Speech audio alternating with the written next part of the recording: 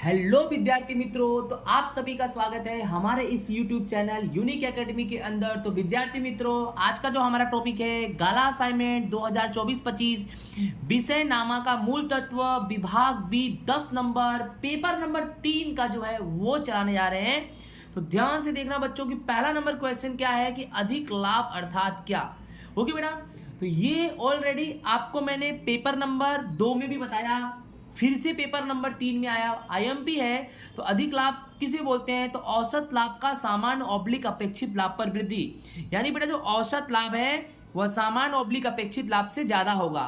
तो सूत्र के अनुसार है, आपके सामने सूत्र भी लिख दिया। अधिक लाभ का सूत्र होता है औसत लाभ माइनस सामान्य ऑब्लिक अपेक्षित लाभ। यानी औसत लाभ सामान्य ऑब्लिक अपेक्षित लाभ से ज्यादा है, इसीलिए औसत लाभ का सामान्य ऑब्लिक अपेक्षित लाभ पर वृद्धि अर्थात अधिक लाभ। ओके, नेक्स्ट हमारा क्वेश्चन नंबर 22 क्या है कि पुनः मूल्यांकन खाते को दूसरे किस नाम से जाना जाता है। तो बच्चों शॉर्ट में मैंने लिख दिया लाभ हानि समायोजन खाता। आपको ऐसे उत्तर नहीं लिखना है, आपको कैसे लिखना है, पुनः मूल्यांकन खाते को लाभ हानि समायोजन खाता के नाम से जाना जाता है। ठीक है बेटा। नेक्स्ट हमारा क्वेश्चन है 23 कि साझेदारी की निवृत्ति की परिस्थितियां बताओ। अर्थात ऐसी कौन सी परिस्थितियां हैं निवृत्ति की। निवृत्ति की परिस्थितियां पहला नंबर है वर्ष पूरा होने के बाद साझेदार की निवृत्ति हो सकती है। जैसे मालूम है 60 साल पे रिटायरमेंट की समय अवधि है, मतलब कोई गवर्नमेंट नौकरी आपकी लग गई और 60 साल के बाद उसमें रिटायरमेंट होगी, तो जैसे ही 60 साल पूरा होगा आपकी निवृत्ति हो जाएगी।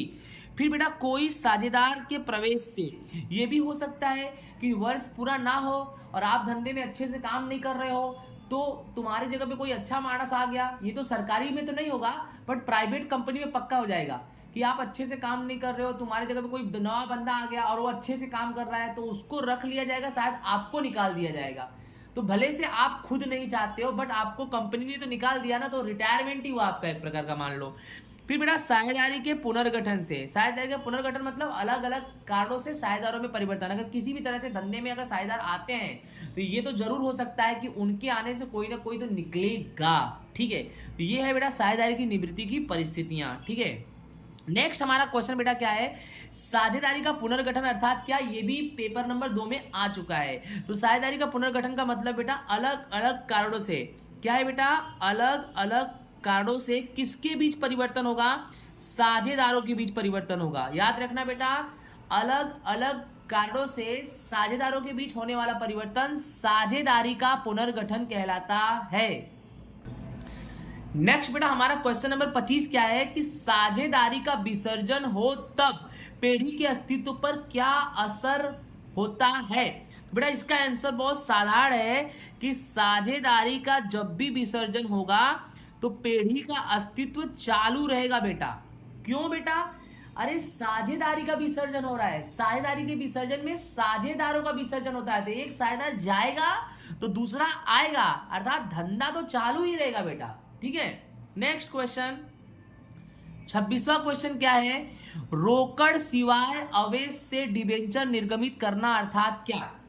रोकड़ सिवाय मतलब रोकड़ के बिना, रोकड़ के बिना के अवैध से डिबेंचर निर्गमित करना अर्थात क्या। तो इसका आंसर है अलग अलग प्रकार की संपत्ति जैसे कि मकान, यंत्र, जमीन, प्लांट और मशीनरी वगैरह संपत्ति को खरीदा जाए और बदले में रोकड़ न देकर उसके बदले में डिबेंचर दिया जाए, यही है रोकड़ सिवाय के अवैध से डिबेंचर निर्गमित करना।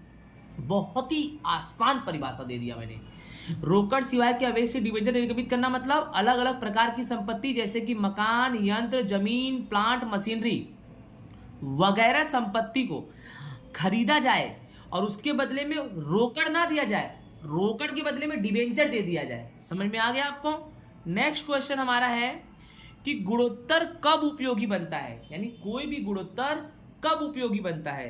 तो गुणोत्तर कब उपयोगी बनेगा, जब गुणोत्तर का किसी मानक के साथ, जब गुणोत्तर की किसी मानक के साथ तुलना किया जाए और उस समय गुणोत्तर सिद्ध हो जाए, तो वह गुणोत्तर उपयोगी बनेगा।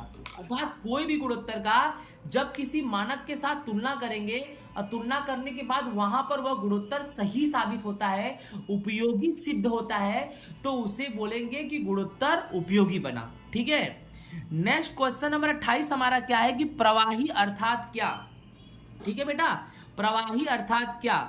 तो प्रवाही अर्थात क्या है, तो व्यावसायिक इकाई के अल्पकालीन जिम्मेदारी।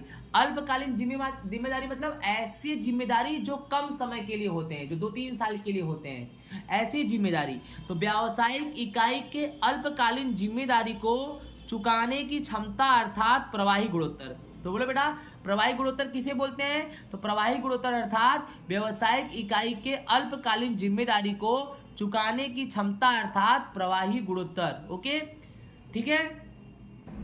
नेक्स्ट हमारा क्वेश्चन नंबर 19 क्या है, ये मोस्ट आईएमपी क्वेश्चन है बोर्ड के लिए कि रोकड़ और रोकड़ समकक्ष अर्थात क्या। तो इसमें दो टॉपिक है, एक है रोकड़ और एक है रोकड़ समकक्ष। तो सबसे पहले जानो रोकड़ क्या है। तो रोकड़ यानी हाथ पर का रोकड़ शेष या तो बैंक में रखी हुई शेष। दो प्रकार का शेष रोकड़ कहलाता है, एक हाथ पर का रोकड़ शेष और एक बैंक में रखी गई रोकड़ शेष। आप रोकड़ बही पढ़े होगे कक्षा 11 में, तो वहां पर यही है, हाथ पर का रोकड़ शेष और बैंक में रखी गई रोकड़ शेष। ठीक है, तो रोकड़ में दो चीज आएगा, एक हाथ पर का रोकड़ शेष और एक बैंक में रखी गई रोकड़ शेष। और रोकड़ समकक्ष क्या होता है, तो ऐसे सभी विनियोग जिनका तुरंत रोकड़ में रूपांतरण किया जाए। विनियोग का मतलब इन्वेस्टमेंट, यानी इस तरह का इन्वेस्टमेंट जिनको हम तुरंत के तुरंत रोकड़ में कैश में रूपांतरण कर सके, वह रोकड़ समकक्ष होता है। लास्ट हमारा क्वेश्चन है 30वां कि चुकाया डिविडेंड कौन सी प्रवृत्ति में लिखा जाता है। अर्थात जो डिविडेंड को चुकाया गया है वह कौन सी प्रवृत्ति में लिखेंगे बेटा, तो उसे हम वित्तीय प्रवृत्ति में लिखेंगे। तो इसी के साथ हमारा गाला असाइनमेंट 2025 कक्षा 12 विषय नामा का मूल तत्व विभाग बी के 10 प्रश्न पूरे होते हैं। क्योंकि बेटा तो वीडियो को देखते रहना, अच्छे समझना, सब वीडियो 1 by 1 सब चैप्टर्स के जितने भी गाला असाइनमेंट के सॉल्यूशन सब के सब मैं हिंदी में डालूंगा। ओके, राधे राधे।